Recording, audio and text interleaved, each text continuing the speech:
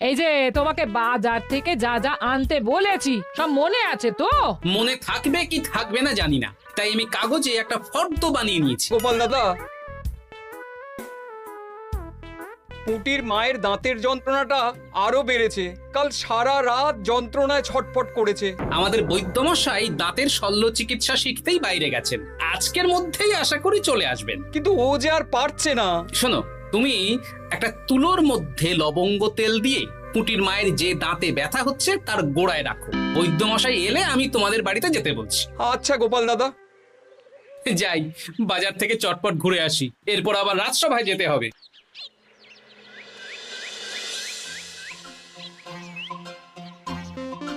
উফ, কি গরম রে বাবা, ছাতা নিয়ে বেরোলে ভালো হতো। এই তো সামনে আখের রস বিক্রি হচ্ছে, একটু আখের রস খাই, শরীরটা বেশ চাঙ্গা লাগবে। ভাই, আখের রস কত করে দিচ্ছ? 1 ভাঁড় 10 আনা গোপাল দাদা। দাও দেখি 1 ভাঁড়। আরে, এই যন্ত্রটা কিন্তু দারুণ। ওই আমাদের রাজ্যের বিজ্ঞানী মশাইয়ের অবদান।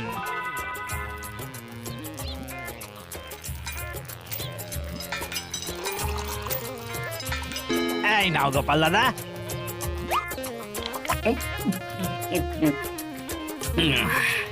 আহ, শান্তি।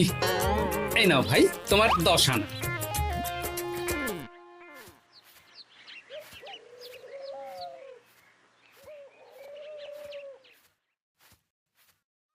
কি রাজবৈদ্য, এই ফিরছ নাকি? হ্যাঁ, এতদিন আমি দাঁতের চিকিৎসার ব্যাপারে তেমন কিছুই জানতাম না, এবার সব শিখে এসেছি। ভালোই করেছো, তুমি একেবারে প্রথম রোগীকে দেখে তারপর রাজসভায় এসো। প্রথম রোগী? পুটির মা গো, কালকে সারা রাত যন্ত্রণায় ঘুমোতে পারেনি। আরে আর বলো না, কদিন আগেই পুঁটির মাকে নিয়ে পুঁটির বাবা আমাদের বাড়িতে এসেছিল। দেখলাম ওই বাড়ির দাঁতে বিস্তর সমস্যা। সেই জন্যে দাঁতের শল্য চিকিৎসা শিখতে চলে গেলে? ঠিক তাই, আমি ব্যথা কমার পথ্য দিয়ে এসেছিলাম। দেখি এবার দাঁতটা তুলেই দিতে হবে। তাহলে তুমিও পুটিদের বাড়িতে যাও, আমি বাড়িতে থলে রেখে আসছি। আজ না হয় দুজনে একটু দেরি করেই রাজসভায় যাব। বেশ বেশ।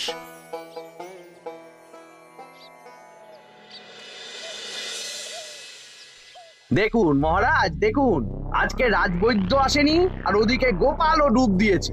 এই আনন্দে আমাদেরও ছুটি দিয়ে দিন মহারাজ। কি আনন্দে? এই গরমে বাড়ি বসে একটু আমপানার শরবত খাবো আর ঘুমবো।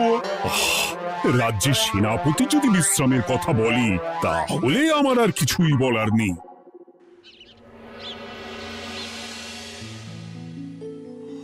এই তো দাঁতটা পুরো পোকায় খেয়ে নিয়েছিল। এখন দুদিন কোনো কথা বলা যাবে না, শুধু জল বা তরল জাতীয় খাবার খাবে।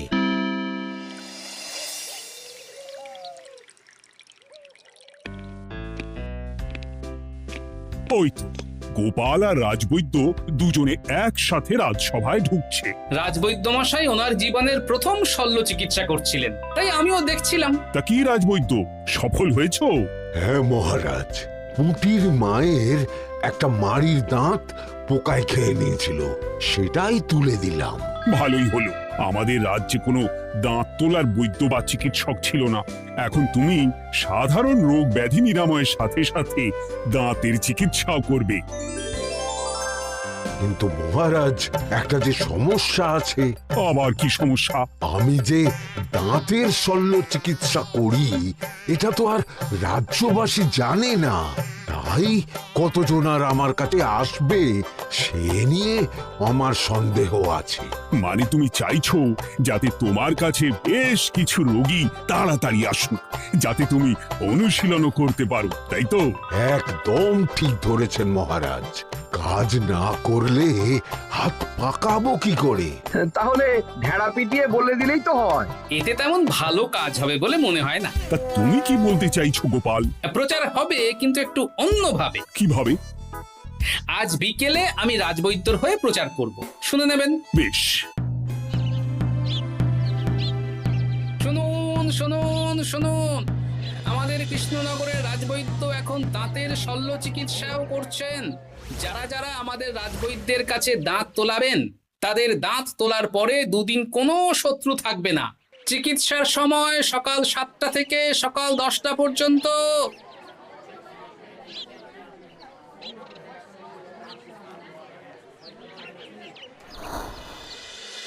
এসব তুমি কি উল্টো পাল্টা কথা বলছো গোপাল? উল্টো পাল্টা না, আপনি দেখুন না আপনার বাড়িতে লোকজন আসে কিনা। আর কেউ যদি জিজ্ঞাসা করে যে এই রকম প্রচারের কারণটা কি, তাহলে বলবেন রাজসভায় আমার সাথে কথা বলতে আমি বুঝিয়ে দেব।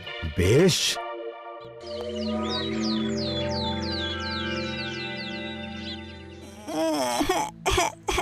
তোকে বারবার বলি এত মিষ্টি গুড় কাঠি খাস না। কি করব বাবা, কি ব্যথা।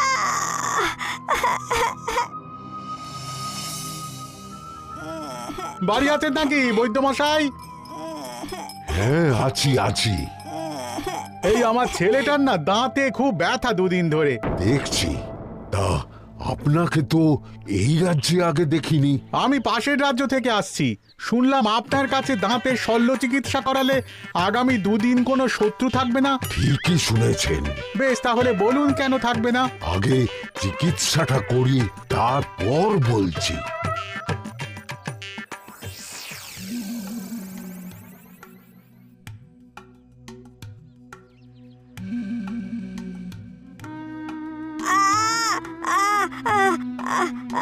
আর চিন্তা নেই, এখন দুদিন কোনো কথা বলা যাবে না। এবার তো বলুন আমার ছেলের আগামী দুদিন কোনো শত্রু থাকবে না কেন? আজকে রাজসভায় চলে আসুন, ওখানে গোপাল এই প্রশ্নের উত্তরটা দিয়ে দেবেন। তা বৈদ্য, তোমার কাছে আজকে কেউ এসেছে? সকাল সকাল দাঁত তুলে এলাম মহারাজ। বাবা, একদিনের প্রচারই এই ব্যাপার? মহারাজ, মহারাজ, বাইরে কয়েকজন অপেক্ষা করছে, তারা গোপাল দাদার থেকে কিছু জানতে চায়। তাদের ভিতরে আসতে বলো।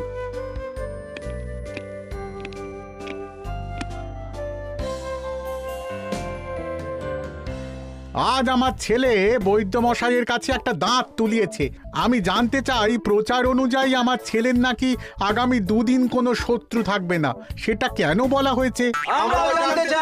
বলতে পারি, কিন্তু কথা দিতে হবে। এই কারণটা বাইরে আর কাউকে বলা যাবে না। বেশ, বলবো না। বাংলায় একটা প্রবাদ আছে, বোবার শত্রু নেই। মানুষ সাধারণত কথার বিনিময়ে মতবিরোধ, বিবাদ বা শত্রুতা করে।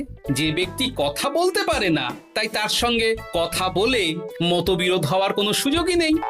মানে যার যার দাঁত তোলা হবে তারা তো আগামী দুদিন কথা বলতে পারবে না। আর কথা না বললে কোনো বিবাদ হওয়ার ব্যাপার নেই।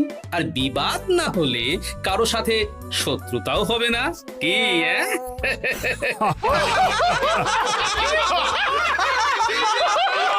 এই জন্যই তুমি হাসির রাজা গোপাল ভাঁড়। কে তোমার কথা শুনতে যাবে? একদিন না হয় প্রচারের চমকে এলো, এরপর কিভাবে আসবে শুনি? এরপর রাজবৈদ্যের সুনামেই লোকজন ছুটে ছুটে আসবে। বাহ বাহ বাহ, তোমার কত জ্ঞান! মহারাজ, এই কথা শুনে আমার মাথাতেও একটা বুদ্ধি এলো। অল্প পুঁজিতে শুধু প্রচারের জোরে এত রোজগার করব না, গোপাল হাঁ করে দেখবে। নিশ্চয়ই কোনো লোক ঠকানোর কথা ভাবছেন। মোটেই না। আচ্ছা, আগামী 3 দিন ব্যাপী মেলা হবে, সেখানেই তোমরা দুজনে তাহলে ব্যবসা করো। বেশ, করব। যে সবচেয়ে বেশি রোজগার করবে তাকে আমি 50 মোহর পুরস্কার দেব। রাজি। মেলার শেষে আমার প্রশংসায় পঞ্চমুখ হবেন সবাই, দেখে নেবেন।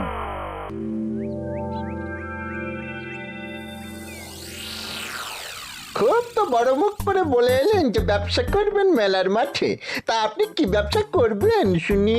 ভাগ্য পরীক্ষার দোকান দেব। মানে আমি বিভিন্ন মেলায় দেখেছি যে একটা দোকানে নিচের দিকে হেলানো অবস্থায় একটা পাতলা কাঠের পাটাতন থাকে। সেই পাটাতনের উপরে 1 থেকে 6 অবধি সংখ্যা লেখা থাকে, তাই তো? হ্যাঁ, যারা মেলায় ভাগ্য পরীক্ষা করতে আসবে তাদের ভাপা লোহার 6টা বল দেয়া হবে। যদি ওই 6টা বলই নম্বর লেখা খোপের মধ্যে ঢোকাতে পারে তাহলে প্রথম পুরস্কার পাবে। আমিও ওটারই দোকান দেব, কিন্তু শুধুমাত্র একটাই পুরস্কার থাকবে। 6টা বল 6 নম্বর খোপের মধ্যে ফেলে কেউ যদি 36 করতে পারে তাহলে সে পাবে 100 মোহর উপহার। আরে খেলার জন্য কত মোহর লাগবে? 1 মোহর। আপনি কিন্তু জেনে বুঝে বিপদ ডেকে আনছেন। একজন কেউ ফেলে দিলেই আপনার হাত থেকে 100 মোহর ফসকে যাবে। আরে মেলার ভিড়ে যদি আপনি পুরস্কার না দেন তাহলে জনতার একটা মারও ফসকাবে না। আরে সেই জন্যই তো তোদের পোষা। তোদের মধ্যে যে কোনো একজন ওই কাঠের পাটাতনের নিচে লুকিয়ে থাকবি। যখনই দেখবো কেউ 36 করে ফেলছে আমি গলা ঠাকরাবো আর তোরা কাঠের পাটাতনটা হালকা করে নিচ থেকে নাড়িয়ে দিবি। এটা তো দারুণ বুদ্ধি। কি বলছো গোপাল, তুমি আখের রসের দোকান দেবে? হ্যাঁ, এই গরমে আখের রসের বেশ চাহিদা। তোমার বানানো ওই যন্ত্রের চাকা ঘোরাবো আর আমার ভাগ্যের চাকা ঘুরবে। সে ঠিক আছে, আমার কয়েকটা যন্ত্র বানানোই আছে। তুমি না হয় মেলায় ব্যবহার করো 3 দিন। ব্যাস, আর চিন্তা নেই। এবার শুধু জমিয়ে আখের রস বিক্রি করব, সাথে বিভিন্ন মশলা, বরফ আর পাতিলেবুর রস দেব।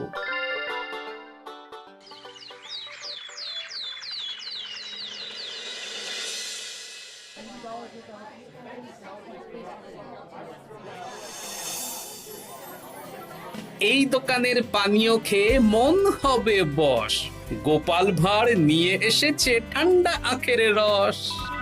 আরে গোপাল দাদা, তুমি আখের রস বিক্রি করছো? ঠান্ডা আখের রস।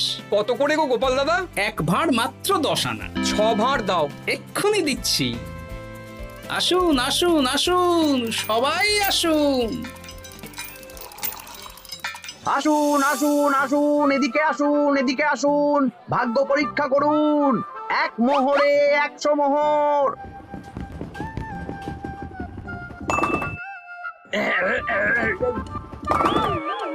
ভাগ্য পরীক্ষা করুন। মন্ত্রী মশাই বলেন কি 1 মোহরে 100?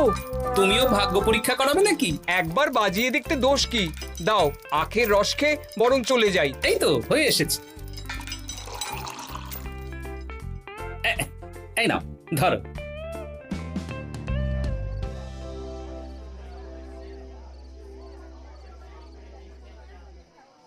কি মন্ত্রী, ব্যবসা কেমন চলছে? ভালোই। আপনি একবার ভাগ্য পরীক্ষা করে দেখবেন নাকি মহারাজ? না না না, আমি এসবে নেই। জানি আপনার কাছে 100 মোহর নস্যি, তবুও 1 মোহরের বিনিময়ে চেষ্টা করে দেখুন না। আচ্ছা, এত করে বলছো যখন, দেখি। 1 মোহরে 6টা বল। বাবা বাবা বাবা, দেখুন মহারাজ চেষ্টা করে।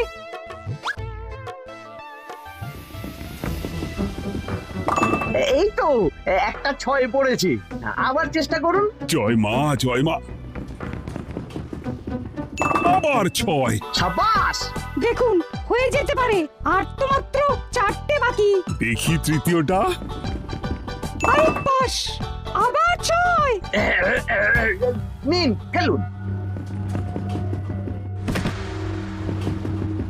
এই যা, হলো না। আরেকবার প্রথম থেকে চেষ্টা করবেন নাকি মহারাজ?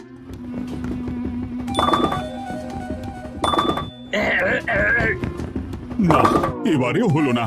2 মোহর জলে। অন্য সব জায়গায় বাকি সংখ্যাতেও পুরস্কার থাকে, আপনার এখানে নেই কেন? আমার এখানে ধামাকা পুরস্কার, তাই বাকি আর কিছু রাখিনি। 36 করতে পারলেই 100 মোহর। এই নাও মন্ত্রী, 2 মোহর।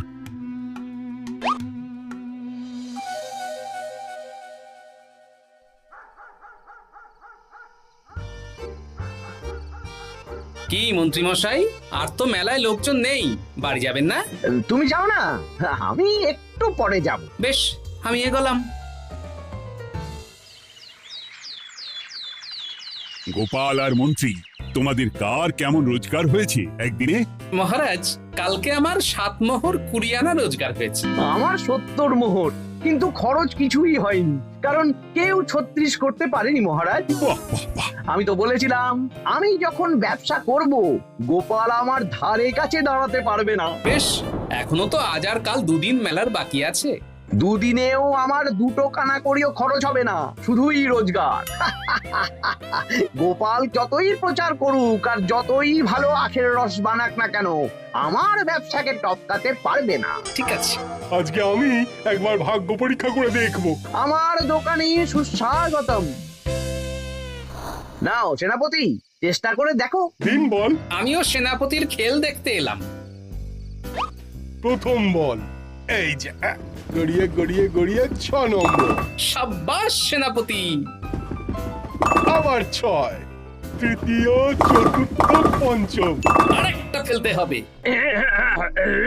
নাও সেনাপতি, ষষ্ঠ বল। এই যা, হলো না। এটা কি হলো? আবার চেষ্টা করো তো সেনাপতি। হ্যাঁ, 3টে হয়ে গেছে, এবার 4 নম্বর। এই যা, 4 নম্বরে চলে গেল। চাই ব্যাপারটা কি? মন্ত্রী মশাই গলা খুসখুস করার পরের বলটাই পরপর 2 বার অন্য ঘরে পড়ল। নিশ্চয়ই কোনো রহস্য আছে। না, আজকে রাতে ব্যাপারটা দেখতে হবে। চলুন মন্ত্রী মশাই, পুরো মাঠ ফাঁকা, একা একা মশা মারবে নাকি? আমি পরে যাব, তুমি যাও তো। বেশ। ব্যাপারটা কি? আমাকে তো নজর রাখতে হচ্ছে। না, একটা গাছের পিছনে লুকিয়ে পড়ি, মন্ত্রী মশাই গেলে ওনার পিছু নেব। দেখুন মন্ত্রীমশাই, পরপর 2 দিন আমি পাটাতনের নিচে ছিলাম। আগামীকাল ঘরটাকে থাকতে বলুন। বেশ, তাই হবে। আর অত জোরে গলা ঠাঁকড়াবেন না, কেউ যদি সন্দেহ করে ব্যাপারটা বুঝতে চায় মুশকিল হয়ে যাবে। আরে কেউ বুঝবে না, অনেক রাত হলো, চল চল চল চল চল। আচ্ছা, এই ব্যাপার। তাই ভাবি 2 দিন ধরে একটাও কেউ পারলো না কেন? কাল আমিও মজা দেখাবো।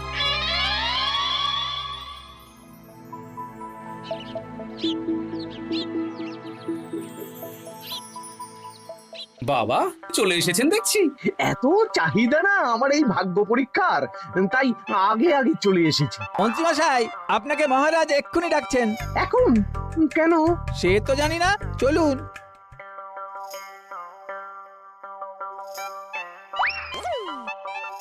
এই বেটা ঘটা, এবার বেরো। কি গোপাল দাদা, তুমি? হ্যাঁ আমি। খুব চালাক ভেবেছিস না? মন্ত্রী মশাইয়ের খেলা আজকে শেষ। প্রহরী, একে ধরে নিয়ে যাও।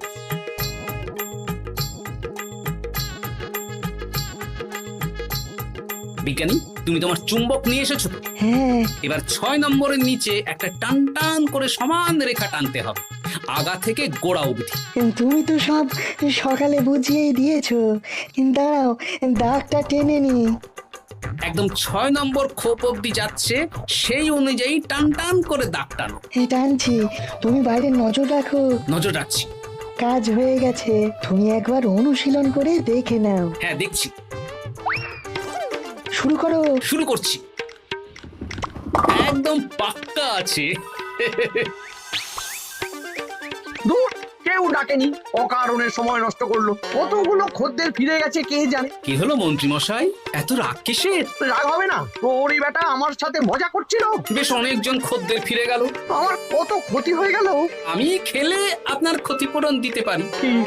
তুমি খেলবে? হ্যাঁ, ভাগ্য পরীক্ষা করতে দোষ কোথায়?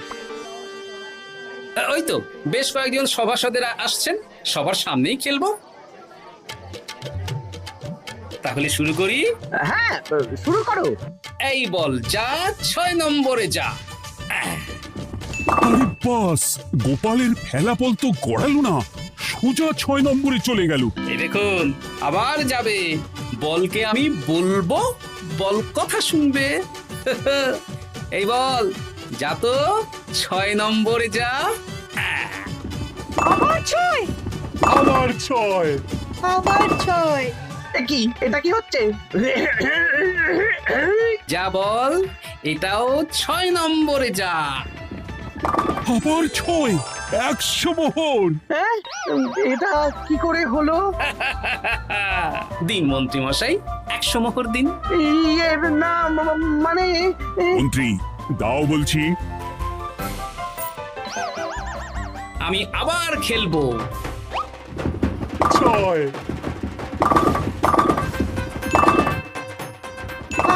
ছয়। আবার 100 মোহর। আর নেই। এই ঘটা, আর কি করছিসটা কি? ঘটা নেই মন্ত্রীমশাই, আমি আছি। আর আছে আমার চুম্বক। মানে মানে তোমার কারসাজি ধরা পড়ে গেছে মন্ত্রী।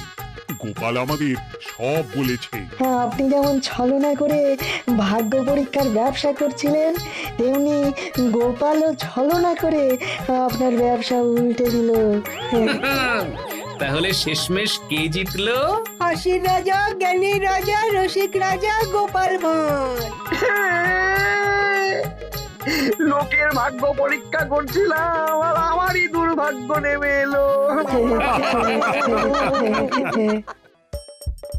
হাসির রাজা, জ্ঞানীর রাজা,